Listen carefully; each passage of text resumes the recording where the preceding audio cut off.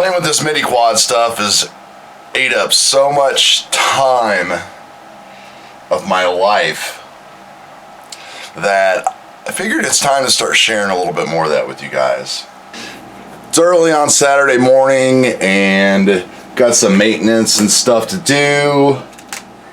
Biggest thing is, about the past couple months, I've been trying to get good video out of a couple of my little racing drones. Not really for anybody, because I never post any of that stuff because I'm not that good of a flyer, but I figured if I'm wasting this much time on it, I might as well show you guys.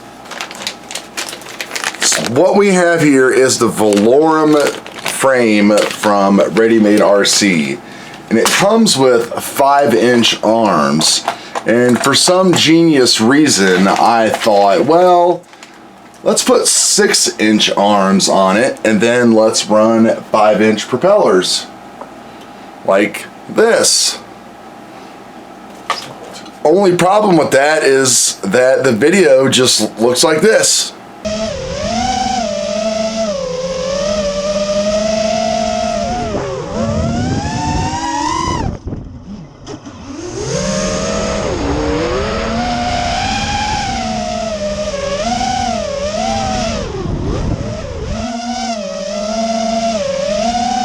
So after countless trips of walking in and out of the house, tuning, checking video, and all that stuff, I finally was like, self, what exactly do both of these quads here have in common that would cause this? I tried different motors, I tried different props, different flight controllers, different firmwares.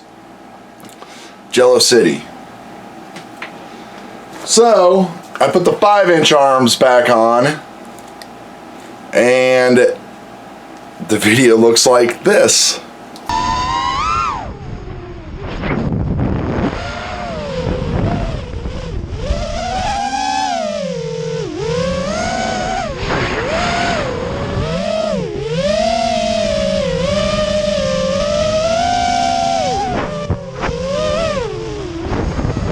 So that's one of today's goals. Gonna take this build here, which is a raceflight flight controller build that I have, and I'm going to switch set arms out to 5-inch arms, and let's see what happens. All right, 3 down, 1, 2, 3, 1 to go. Some people talk about and say that they have or are getting their associate's degrees in electronics engineering and everything like that, and maybe that scares some people away from drones. I don't know. Think they can't build them. I have my bachelor's and I am an engineer, and trust me,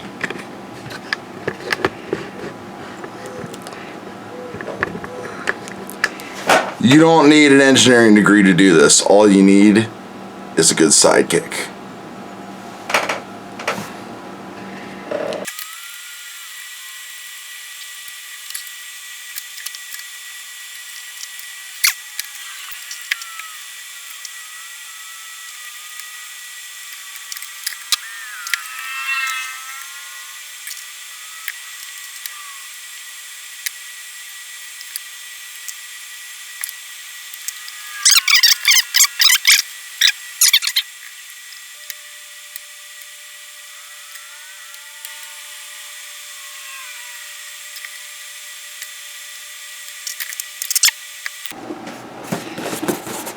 Digikey.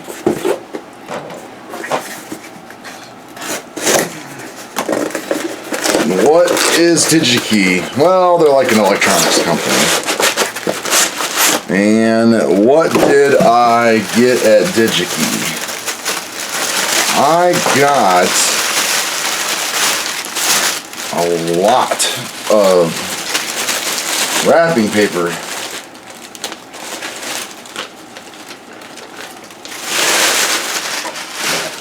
For these.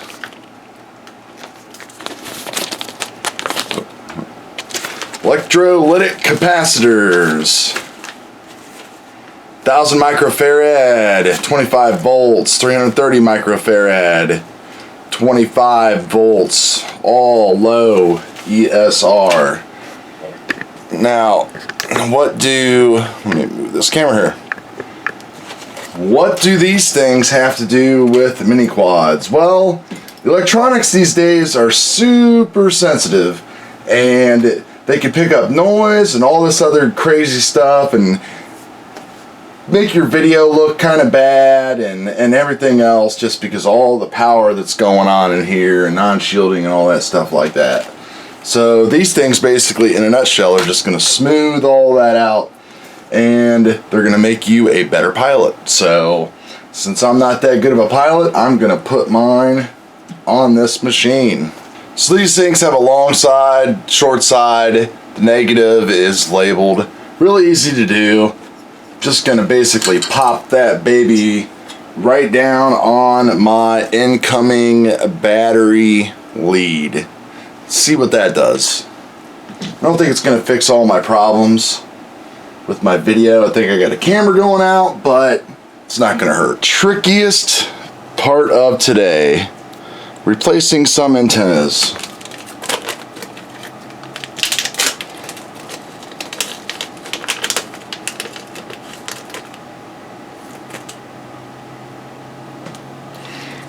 They're supposed to look like that.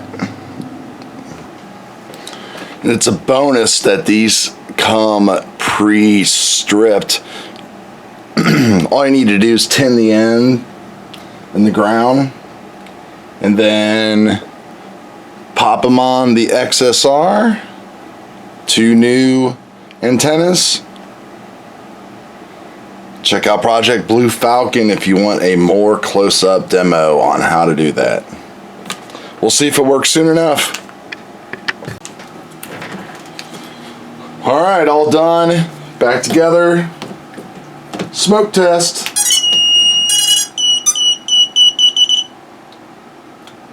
Alright. Everything's good.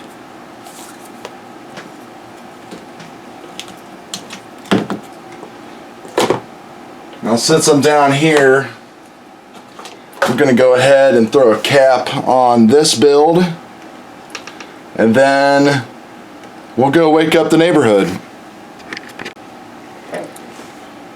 Why, oh why, Betaflight, would you put positive on the top of the board, negative on the bottom of the board? That just makes things so much harder to work on. Oh, I gotta get that in there, right there, somehow, and you can't see that anyway. I gotta get that in there. Smoke test number 2.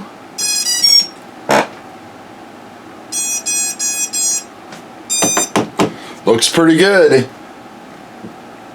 Way to get a lot done before 8 o'clock in the morning. If I was only this productive all the time.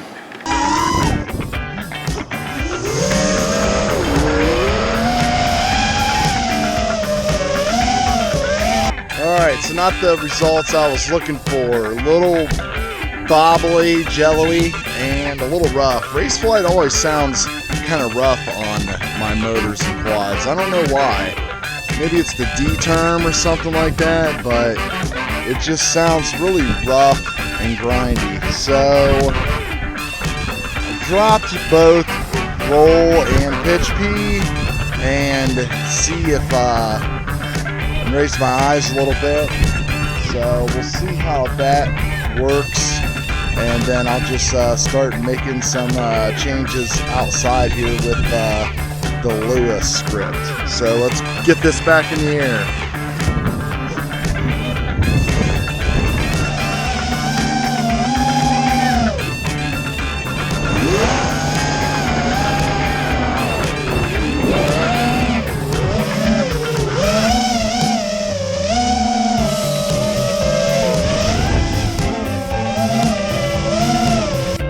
This is definitely where the suck comes in, because this has been my story with these quads for the past 5 or 6 weekends. Fly a pack, go inside, look at my video, same old, same old. I mean, everything is good. They all fly and feel really good, but there's just a point that like you just get to that you don't want to make any more changes to your tune because everything feels good, but I still got some of that jello. So these new default raceflight PIDs are pretty high though compared to what they used to be. So I dropped things down a little bit more just to see if that's what's causing the problem. Let's try it again.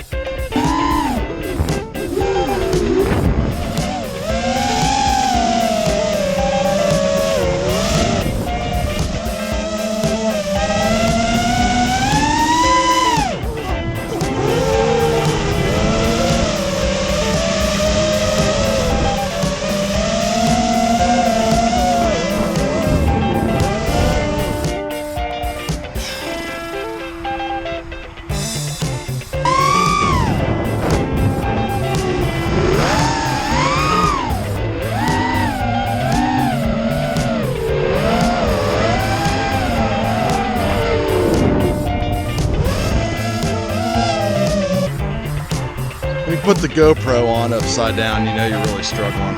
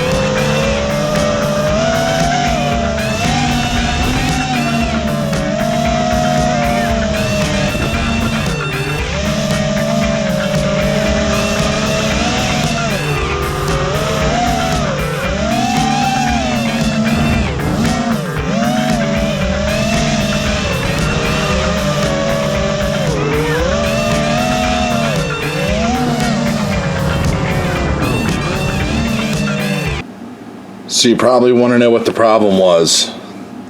Moon gel. I've been using this stuff to try to isolate the camera and get rid of vibrations. And as you can see, all it did was add vibrations and frustrations. I know I ran it without this stuff though, because I bought this to try to get rid of them. So there was definitely some tuning stuff going on there too. So the last two clips of the day there were actually using the Betaflight board. I did get the raceflight board tuned up, as you can see in that last clip. Still just doesn't fly as good as the Betaflight F3 board that I put in there. It just has a different feel.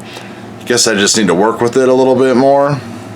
When I first jumped ship to raceflight, I thought it was great, but now that I've went back and I'm using that F3 board and the OSD and everything, it's just pretty sweet.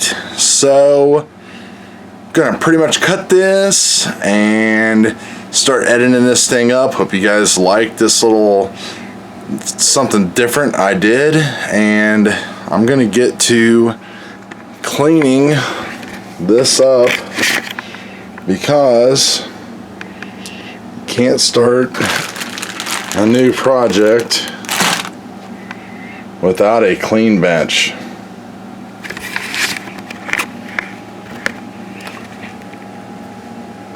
Later.